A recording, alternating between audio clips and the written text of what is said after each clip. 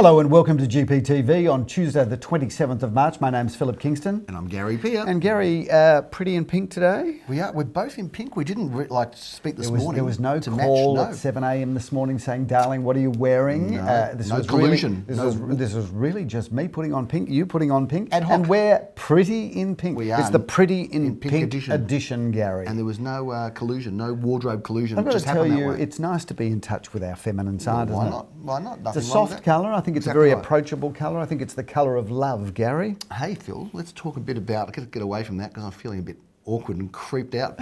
Let's just talk a little bit about the market. You're not good when it comes to expressing your emotions, are you? I am, but not particularly when you're sitting this close to me. Let's just talk a little bit about the... Hey, firstly, well done Saturday night, by the way. I know that this is completely off, because nothing's thought about or rehearsed before. People say, oh, you must practice this show, you must talk about... We actually have no idea. Until we sit down, we've got no idea what we're going to talk about. But it comes thick and fast once the camera starts rolling. But hey, Saturday night? We've got a photo, we've got a shot there of us at Crown Casino doing the big gig. It's actually a really good shot, that one, I thought. Big gig there for muscular dystrophy, Philip, raising money for Save Our Sons for a great cause. And for those viewers that want us to get to the heart of it, yes, we did do a charity auction, and I reckon we raised about $400,000 or $500,000. It was absolutely massive. And all the Melbourne housewives were there, Philip. It was just, it was quite exciting, wasn't it? It was good fun. Know what?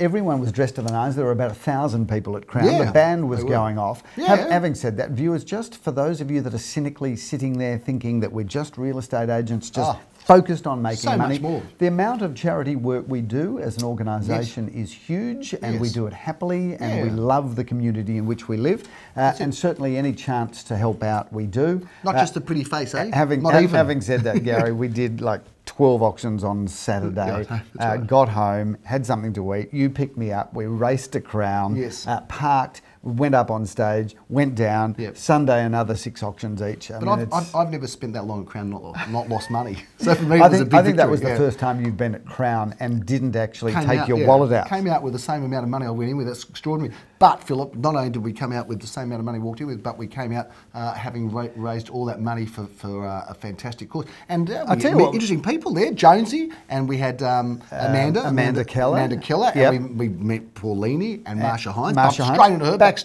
Wow. That was actually a really interesting experience, being backstage behind the scenes at Crown when they've got 1,000 people in the room. Wow. There's a whole, what you don't see, if you're just having dinner at a function and you think everything just happens seamlessly. I reckon I counted about 20 people with their headphones on and running around with microphones and Marsha Hines standing there. I mean, I've got to tell you, she's very cool customer when she's standing backstage. Absolutely. I got to tell you, she walks out on stage and she just lights up the room. But backstage, she wasn't. Don't go saying to her, "What about a selfie, Marsha?" Let me just say that she wasn't as excited to see us as we were her, Philip. But having said that, let me just say, I'll tell you who was very sweet. That Paulini. Paulini was gorgeous. And Paulini was was she the voice one of those shows, one of those reality shows? But her personality on stage is exactly the one off stage. Exactly right. Having said that, I don't know whether your comments, because Chemist Warehouse was a major, I'm not so sure about all that banter about the blue pills went down so well with some of the older gentlemen in the fraternity there, because it was kind of a bit off. Phil, you know, is raising money for and say, oh, I'd only shop at Chemist Warehouse and they have these tablets and they're great. Well, a bit of a shout out to Chemist Warehouse, who did get behind the charity auctions, and certainly the families that are behind Chemist Warehouse were very generous on the evening. They sure were. As was Larry Kestelman, who gave his boat the Vegas. He gave his boat. We didn't give the boat, but he gave a night on the boat. No, a whole day, Phil. A whole day on the boat. What a boat that is. That's a great boat. It was a great day, and we raised a lot of money for that as well, Phil. We don't get to go on the boat, and you know, News Corp got behind the night, as did APN. So shout out to all of those organisations, commercial organisations that get behind charity organisations. It's lovely to see. It wasn't enough to have 24 auctions. We did that on Saturday night, and then Sunday, in between my auctions, I went and auctioned for a school, a number of items for the school as well. Not that there was much competition, didn't raise quite as much money there. Let's talk about the market, Philip, because I've got some things to say about the marketplace. Well, I don't think that blue chip is blue chip anymore. Now, have a cop these auction results. If you're living in Kew, by the way, and maybe it's just because we don't have an office there. I'm not sure what it is, but have a listen to this. And I'm not going to make that joke about the near you versus the other part of Kew. The near Kew versus the other Kew. Let's just talk about what's going on in Kew. Because Now, something Kew is smells in Kew. I don't know what's... one of the bluest of blue chip suburbs. Although I think they've redirected all of Melbourne's sewage through there or something. Philip, we're talking about an auction clearance rate 3 out of 14 in Kew. Now, I don't know, maybe it's because we don't have an office. I'm not sure if it's that or what's going on there. So that's Kew. Now let's go to Hawthorn. Auction clearance, 3 out of 11 in Hawthorn. Malvern and Malvern East, 3 out of 11 sold. We're talking about 30% clearance rates here, Phil. And then Brighton, 3 out of 9. But hang on. What is going on? Well, Gary, I think really you're over dramatising. Oh, they're big numbers. And I reckon there's more passed in there not reported. All of those properties will be sold within 2 days or 2 weeks of the auction. I'm over dramatising. And how do you, Mr. Insider, Svengali that's tuned in to the work, how do you know that? How can you even make that statement? Because, They Gary, might be sitting there for another 6 months. because I know the agents in Hawthorn, Kew and Malvern, and they're very good operators, and it'll all be sold. Do with the agents being good operators? You know, what are you, the merchant of doom and gloom now, are you? I am. What's it called? The Grim Reaper of real estate. Yeah. All of a sudden, right. Your specialty is dumping on the market. I'm walking through Kew with my black coat inside, Philip, and I'm telling you now, something's not going on. Kew is one of the best suburbs in Melbourne to live, and I won't hear a bad word said about Kew. On the other side, Philip, because where there's light and there's darkness, there's all shades. You can only have colour with shades. So I don't know what happened on the other side of the Yarra, but come back to this side of the Yarra, Philip, and this side of Dandenong Road. The auction results are good. Caulfield's good, Elstonwick's good, Bentley's good. They seem to be Carnegie, Ormond, maybe not as good. But I've got to say to you that what is this? Blue chip. So what's going on with blue chip real estate? I'm going to tell you what it's all about, Gary. They're shocking numbers. March is a very busy month. It's really the month where a lot of the March stock was listed back in November and December of last year for this year. And I think that really what's happened is that the vendors, the sellers of the last couple of weeks in the blue chip suburbs have still got the expectations of a market that was November, December of 2017. And I think that all that has to happen is that vendors have to recalibrate their expectations, not dramatically, but where something was selling like a steam train last year, now the market has pulled back just that ever little bit. To a Tonka toy.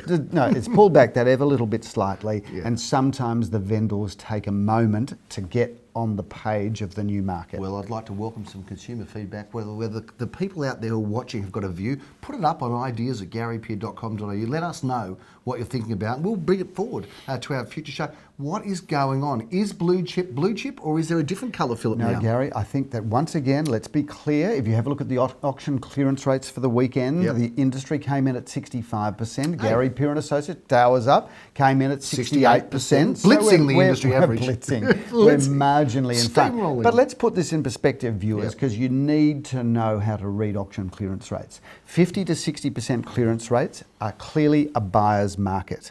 60 to 70% clearance rate is one of a balanced market, and 70 to 80%, which it was last year, is clearly a seller's market. That's your view. We are back in a balanced market. That's your view, and you're using these terms clearly and definitely and certainly. I say, what is going on in blue chip Melbourne? Okay. And I'm going to leave that question pondering a little bit, Philip. I agree with you. I think, yes, they will move and get sold, but I think there's a bit of stunned. And this is what I'm saying. We've moved from last year, where it was clearly a seller's market, into a balanced market, and those sellers are taking a little bit of time to readjust to the new world. 30 and 40% clearances, wow. Okay, let's move on, Philip. We are 68% and we're still getting through.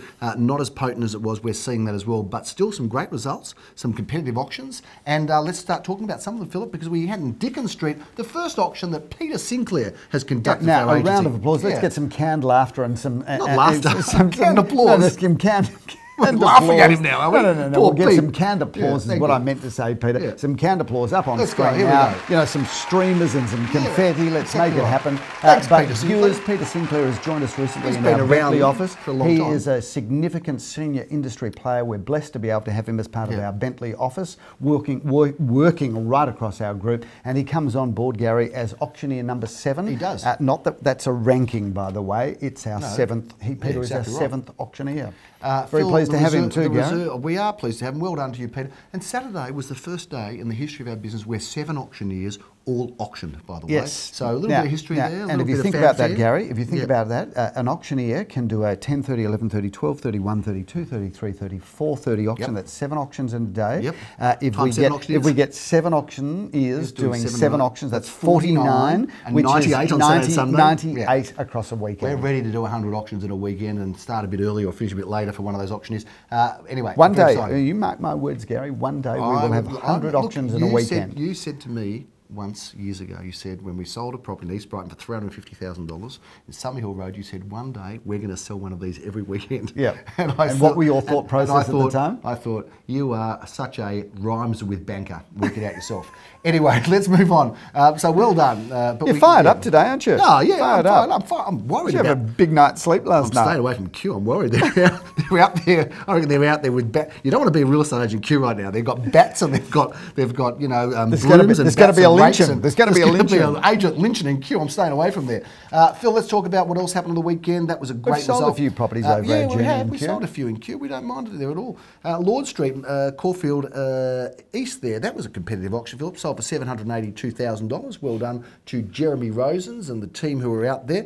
Phil, Wards Grove, probably one of the longest auctions I've ever done in my life. It was fun.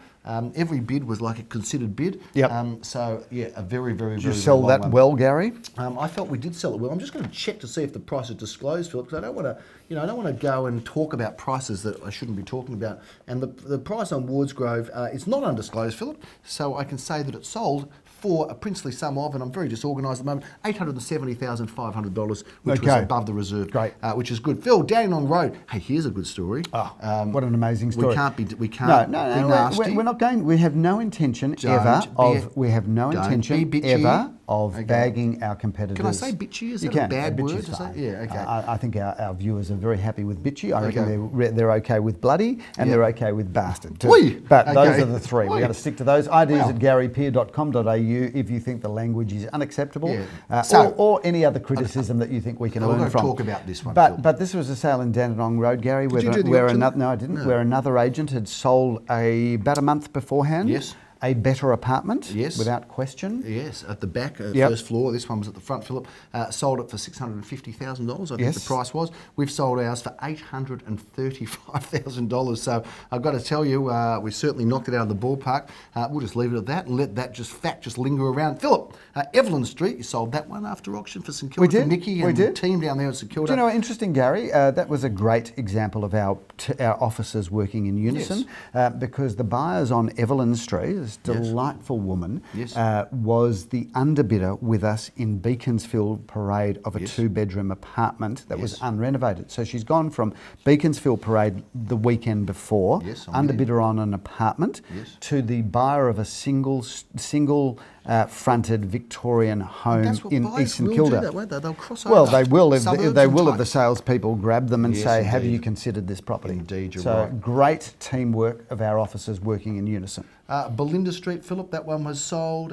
It's not undisclosed, sold for $1,380,000, right in our range. Now, more properties are selling in the range. So buyers, if you're from last year or you're thinking from a past time where everything was sort of quoted at $1 million plus and sold for 1.3, whatever. Now, we've got these price ranges and things are falling into line. I want to have a chat about that, Gary, because I had an interesting discussion on the phone this morning with one of our very good friends and clients by the name of Andrew. Shout out to Andrew if you're watching. I think he does.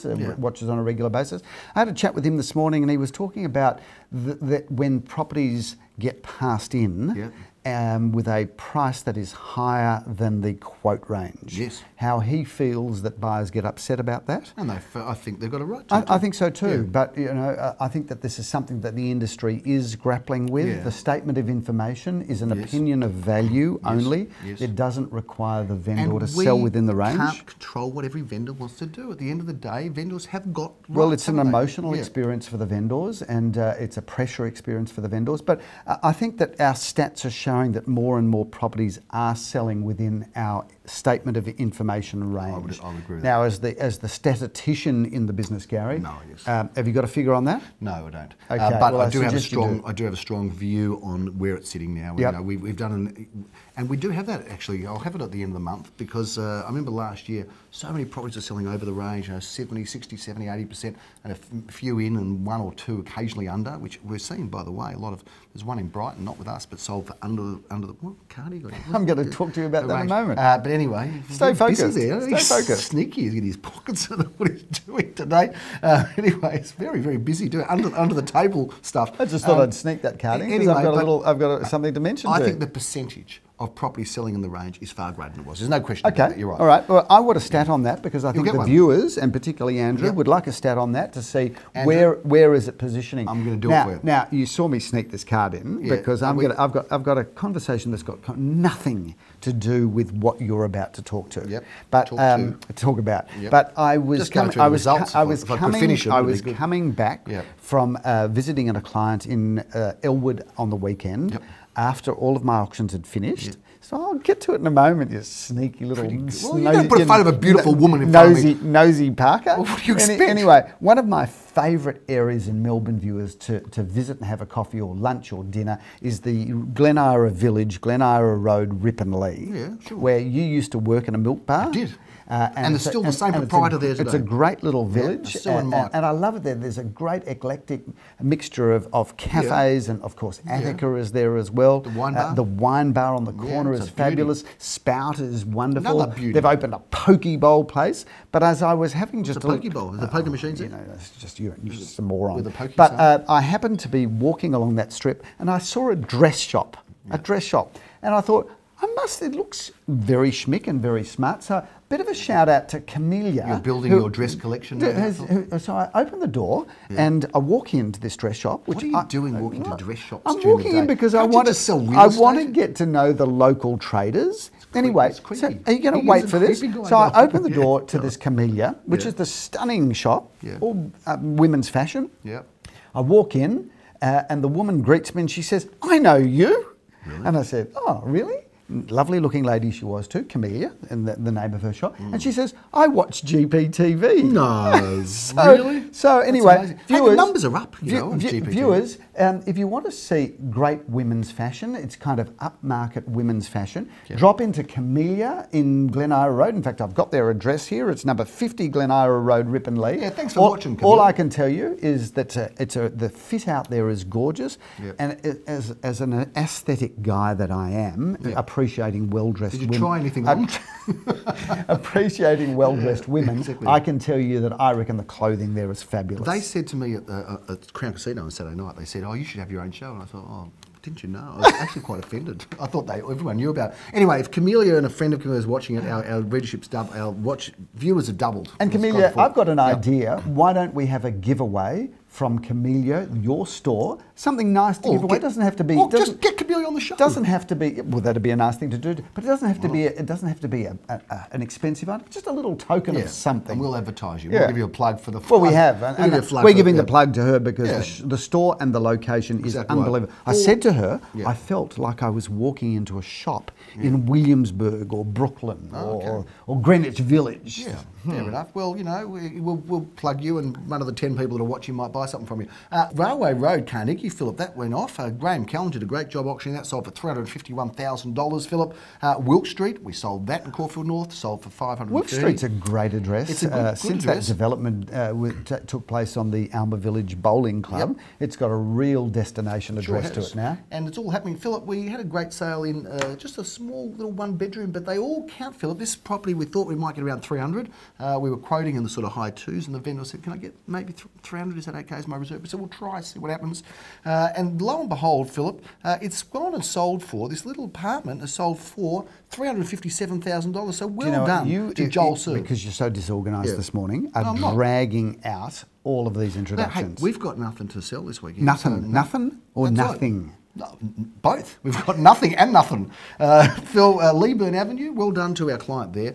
Sold that property. It's at an undisclosed price, but do you know what? Vendor's a watcher. I've got to tell you, I love that transaction because the seller was a lifelong client of ours, who is just the most magnificent woman, who is a really dynamic person. She is, and we sold it to another woman who's been a long-standing client of ours, who's also a very dynamic person. So we were able to bring these two parties together, and it's just a magnificent apartment. So it is fantastic. That was a feel-good sale for me. It was, Phil. 10 Acacia Street. Now that was sold. Another great result in Elsternwick, and we're doing it in Elsternwick all the time, and we love it. And it was a designer's own home, Gary. What a stunning property it was. We've got some interesting news coming up in Elsternwick too. We're not going to drop the bomb yet, but actually our next edition we've got to drop a big bomb, Phil. For next year, Easter Tuesday is going to be a big... We're dropping a bomb next Tuesday. Next Tuesday. We're dropping a bomb right here, not at this house. We have to talk about this house. Not at this house, Phil, but we're dropping a bomb about what's going on in the industry. Can you get your G's happening? I've noticed.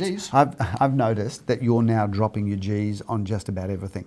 You're dropping your G's. So you just did it then. I'm just trying to. I'm just trying to show you. No, you did. You've become. I think you've become sloppy and lazy in your manner of speech. What about the property we sold in Hotham Street? That big sale. We haven't talked about that. Okay. Well, a shout out to the owners of that property. A very clever developer. We're talking about 99 Hotham Street. They bought a site in Hotham Street only about 12 months ago. Only just settled on it recently, but in the time of buying it, they got a permit through Neil Architecture, very, very clever architectural firm. If you want to see some really good architecture, go on to Neil Architecture's website because they've got some fabulous things. Anyway, the developer cleverly transformed this site into 26 townhouses and 3 apartments. We were due to auction it during last Thursday, and we sold it last Wednesday, the day before the auction, for a tremendous price. Price is undisclosed. What was the quote price? Can we talk about that? The quote price was in excess of $7.5 million. Okay, and to suffice to say, it sold well over that. But I can tell you the developer behind that and his syndicate behind it, a very, very clever syndicate who are engaged in bringing good architecture to the market as opposed to just wringing out the last dollar. Phil, I don't want to go on to all of the past-in properties, but I just want to say that the property we did GPTV at Park Street is unsold at the moment, and I think that's a great home for somebody. So fabulous if you're looking home in Elsternwick for something spectacular and wonderful, have a look at that one. Yeah, Langdon gorgeous Road, home. also unsold, great property. Yes. And also Hurlston Street. I think this, put it on the screen please, that's a great home at the moment unsold for sale at what I think is great value. And Gerard Street unsold as well, of great value. Scott Street, that's a really good buy, I reckon. A villa unit there. Put that on the screen quickly, please. Thank you. We're just going to talk a bit about some of the unsold, and of course that mansion in Heather Road with the tennis court and pool has not yet been sold. Might be by the time. May well be by the time this goes to air, Gary. That's now for sale at just under $4 million. That's a great buy as well. So I just want to flash those across the screen, coming at you fast, because sometimes there's great value in the past. Sometimes people think, oh, it's passed in. There's something wrong.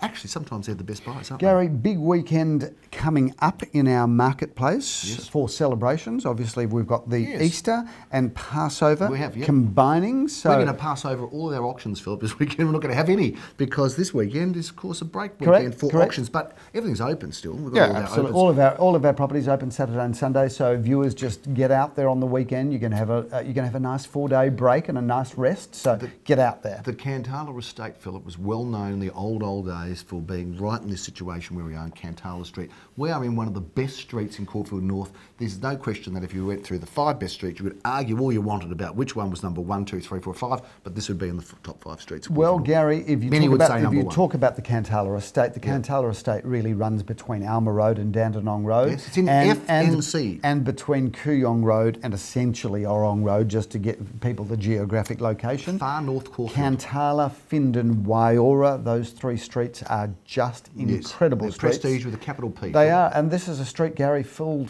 of not $1 million homes, not $2 million homes, but 3, 4, 5, 6, maybe even $7 million homes. Take us through this house that we're in right now, Gary. Well, I've enjoyed working on this together with Sally Zellman and of course Arlene Joffe.